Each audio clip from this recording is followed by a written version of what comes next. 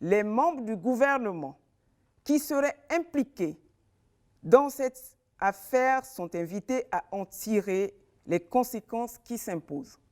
Ailleurs, cette seule phrase aurait accouché du bon fruit. L'on aurait enregistré des démissions et des déclarations. Mais au Gabon, la démission n'est pas encore entrée dans les habitudes. Ailleurs, lorsqu'on a détourné, triché ou menti et qu'on occupe une fonction, lorsque l'affaire éclate, on démissionne.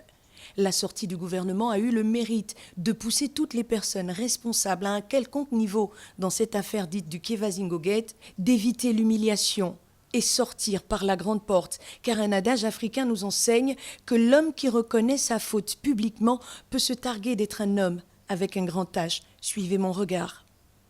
Dans son discours devant la représentation nationale, le Premier ministre, chef du gouvernement, avait déclaré que son gouvernement sera patriote et exemplaire et que les membres du gouvernement qui se écarteraient de cette attitude seraient sanctionnés.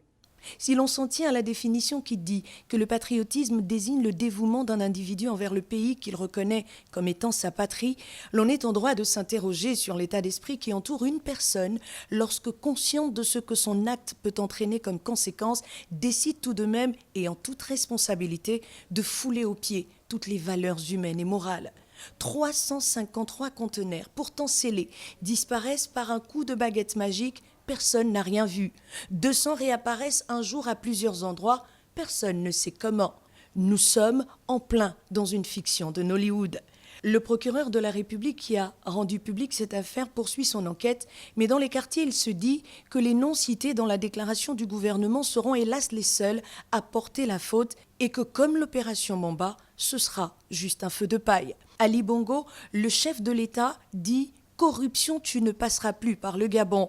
Les populations attendent désormais que les gros poissons, donc les vrais responsables, soient sanctionnés et qu'enfin la République de l'impunité ou de la sanction partielle cesse.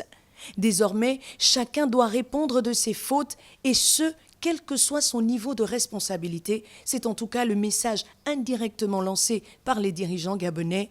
Les prochains jours pourraient nous réserver bien des surprises. Wait and see.